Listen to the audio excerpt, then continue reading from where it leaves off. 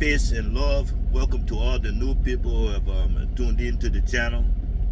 Mind your thoughts with me, Bo the Poet. However, there is someone who wants your mind, so you better mind, M-I-N-E, your thoughts. Make sure that they're coming from a secure and pure place. I witnessed something today, and it just kind of, I didn't say trigger, because trigger is a heavy word, but it just it made me like look at some things. So I was in the store, and I'm coming out of the store, and approaching me going into the store, but they were about 40-50 feet away. I'm walking, and I just noticed it was a male and a female. And I noticed the female, she put her hand behind her back, and the male was, they weren't walking even. The male was slightly behind, and he was on the outside, slightly behind. And so she put her left hand behind her back, and I guess I would assume, and I'm assuming because of what transpired next, that she waved her hand as a signal for him to grab her hand. However, what it did was create this situation that I looked at. I was like, wow, masculinity is at a decline, because she had her left hand out back waving for him to take her hand. It made him, when he grabbed her hand and he walked even with her, now he's on the inside of her and she's on the outside. Which me, I'm old school. That's like, oh no, you don't do that. The woman is supposed to be protected. That's why you keep her, because she is, not because she is weak, but because she is valuable. That's why she is placed on the inside. Because the threat will come, if the threat is coming for her, they have to go through me. You see, if I'm on the inside, she is open, they can boom, and I'm standing there looking like a dummy. That's the purpose of bringing you. You put your valuable stuff, you don't put your most valuable stuff on the outside, you put it on the inside. You see?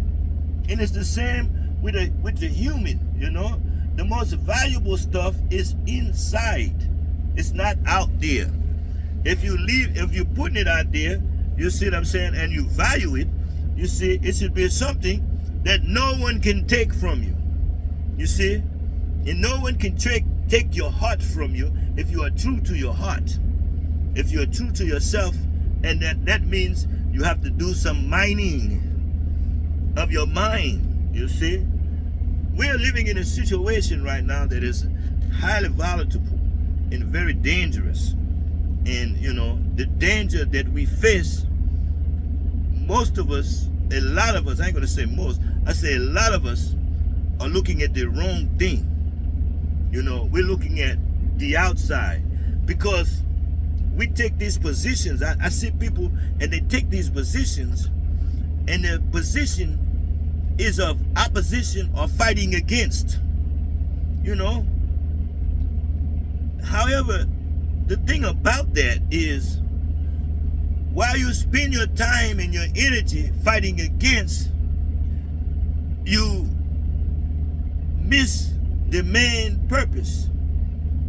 And the main purpose, you see, which you subconsciously are believing that you're doing, but you're really not.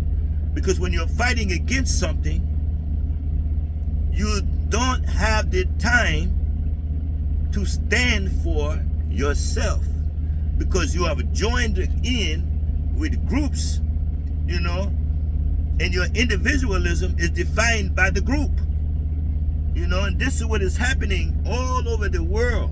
If you look around you, you see individuals defining themselves by the group ideology. So the individualism is lost, and you think that you are standing for a righteous cause. The only righteous cause in this life is you. Because if you spend your time fighting against, what do you stand for? You see? And if you're not taking the time to mind your mind, mind your thoughts, to question your motives. Why am I, what about this is so appealing to me that I'm willing to fight against it? You see, because if I stand for something, I don't have to fight. Because the fight is the true fight, the true Armageddon, the true war is within. It is within self. It is so that we can break out of the cauldron that has been created. You see, most of the things that goes on in this world right now, a lot of the things that we use and we talk about, are defined not by the definition of the word or the thing. It is given what is called a social definition. Most people take the social definition as the true definition. For instance, I know you heard this before, you're going to probably hear it again. Culture. You see, you cannot mind your mind. You cannot mind your thoughts. You cannot mind anything without culture. True culture. Not these subcultures. Because there are many subcultures. They turn everything that happens is a culture. Have you noticed that? So you have to pay attention to patterns. Patterns tell a story. You see, patterns are like scales or chords in a song. Dun, dun, dun, dun, dun, dun, dun, dun, dun. Different scales, different chords, progressions denote mood. Certain chords, majors, you have your major scales and your minor scales. One is an upbeat, the other is more nostalgic. Oftentimes, I won't use the word sad, but it's often emotional. You see, if you want to touch somebody's emotional content, if you're doing music, you use the minor scale because that is where the emotions are. Not to say that the major scales do not have emotions, because they do. All sounds have emotions. It is how you emit the emotions. You see, just like the first language or your voice is an instrument. It has all the scales in it. It is up to you on how you use it. And it defines you as well as your name. You see, all of these things work in unison, in a pattern.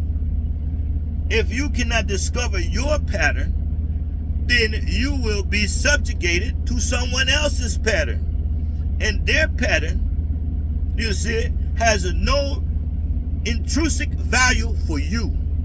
It only benefits them. Your boss didn't hire you for you. He hired you for him. He said, yes, this person is good enough to do the job that I need them to do so that I can make more money. They'll make some money, but I'm making the most because why? I'm the boss. This I'd go. Not to say that it's right or wrong, but it is the system that we are currently find ourselves locked in. And we are locked in primarily because we have succumbed to social definitions. We have become to social movements, succumbed to social movements. We have succumbed to social definitions.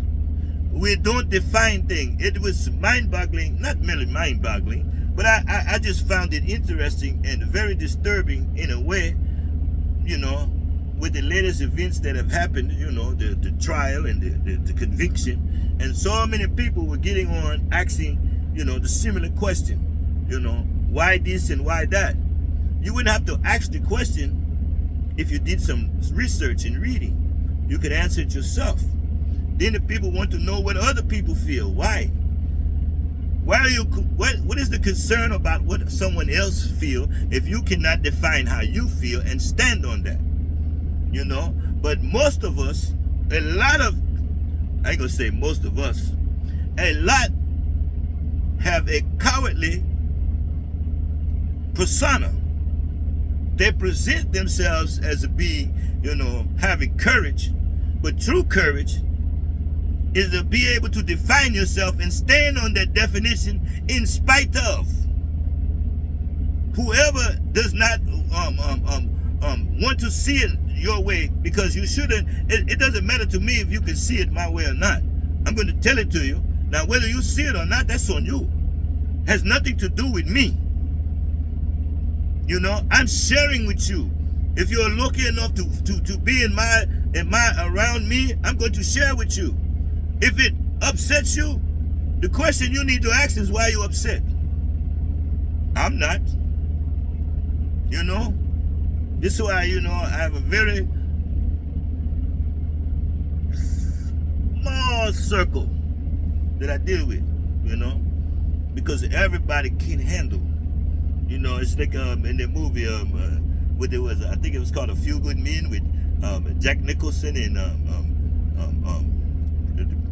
the guy, whatever his name was, in the movie. It was the military, and Jack Nicholson was the colonel or the general, whatever he was, and he was on the stand, and he said, that was the truth. And he said, the truth. You can't handle the truth. Let me give you a little bit of truth right now, that you really need to take a look at. You need to drop your emotionalism, your justifications, your rationalizations, and your minimization. It doesn't matter which side you're on. If you're on this side or that side, you need to drop all of that, you see, and question yourself. Question everything, you see, because when you get to the point where the question is the answer, that is where you lie, and that is where you can cultivate, so that you can start to stand instead of faltering, fighting against. Stand for something. Mind your thoughts. Otherwise, they will take your mind and they will make you believe that what you are doing is righteous. Think about the word righteous. How many causes throughout history has the perpetrator, raised the banner of righteousness